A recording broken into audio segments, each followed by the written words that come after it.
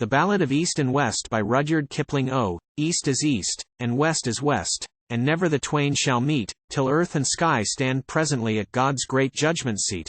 But there is neither east nor west, border, nor breed, nor birth, when two strong men stand face to face, though they come from the ends of the earth. Kamal is out with 20 men to raise the border side, and he has lifted the colonel's mare that is the colonel's pride. He has lifted her out of the stable door between the dawn and the day, and turned the calkins upon her feet, and ridden her far away. Then up and spoke the colonel's son that led a troop of the guides, Is there never a man of all my men can say where Kamal hides? Then up and spoke Mohammed, the son of the Ressaldar, If ye know the track of the morning mist, ye know where his pickets are. At dusk he harries the Abazai, at dawn he is into Bonaire, but he must go by Fort Buclo to his own place to fare, so if ye gallop to Fort Buclo as fast as a bird can fly, by the favor of God ye may cut him off ere he win to the tongue of Jagai. But if he be past the tongue of Jagai, right swiftly turn ye then, for the length and the breadth of that grisly plain is sown with Kamal's men. There is rock to the left, and rock to the right, and low lean thorn between, and ye may hear a breech bolt snick where never a man is seen. The colonel's son has taken a horse, and a raw rough dun was he, with the mouth of a bell and the heart of hell and the head of the gallows tree. The colonel's son to the fort has won, they bid him stay to eat, who rides at the tail of a border thief, he sits not long at his meat. He's up and away from Fort Buclo as fast as he can fly, till he was aware of his father's mare in the gut of the tongue of Jagai, till he was aware of his father's mare with Kamal upon her back, and when he could spy the white of her eye, he made the pistol crack. He has fired once, he has fired twice, but the whistling ball went wide. Ye shoot like a soldier, Kamal said. Show now if ye can ride. It's up and over the tongue of Jagai, as blown dust devils go. The dun he fled like a stag of 10, but the mare like a barren doe. The dun he leaned against the bit and slugged his head above, but the red mare played with the snafflebars, as a maiden plays with a glove. There was rock to the left and rock to the right, and low lean thorn between, and thrice he heard a breech bolt snick though never a man was seen. They have ridden the low moon out of the sky, their hoofs drum up the dawn. The dun he went like a wounded bull, but the mare like a new-roused fawn. The dun he fell at a watercourse, in a woeful heap fell he, and Kamal has turned the red mare back, and pulled the rider free. He has knocked the pistol out of his hand, small room was there to strive, 'twas only by favor of mine, quoth he, ye rode so long alive. There was not a rock for 20 mile, there was not a clump of tree, but covered a man of my own men with his rifle cocked on his knee.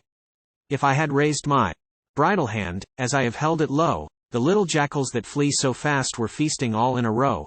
If I had bowed my head on my breast, as I have held it high, the kite that whistles above us now were gorged till she could not fly.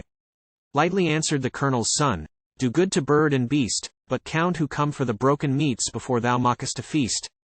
If there should follow 1,000 swords to carry my bones away, belike the price of a jackal's meal were more than a thief could pay. They will feed their horse on the standing crop, their men on the garnered grain, the thatch of the byres will serve their fires when all the cattle are slain.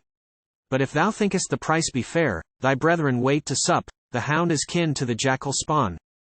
Howl, dog, and call them up. And if thou thinkest the price be high, in steer and gear and stack, give me my father's mare again, and I'll fight my own way back. Kamal has gripped him by the hand and set him upon his feet. No talk shall be of dogs, said he, when wolf and grey wolf meet. May I eat dirt if thou hast heard of me in deed or breath, what dam of lances brought thee forth? To jest at the dawn with death? Lightly answered the colonel's son, I hold by the blood of my clan. Take up the mare for my father's gift, by God, she has carried a man. The red mare ran to the colonel's son, and nuzzled against his breast. We be 2 strong men, said Kamal then, but she loveth the younger best. So she shall go with a lifter's dower, my turquoise-studded rein, my broidered saddle and saddlecloth, and silver stirrups twain. The colonel's son a pistol drew, and held at muzzle end. Ye have taken the one from a foe, said he. Will ye take the mate from a friend? A gift for a gift, said Kamal straight. A limb for the risk of a limb.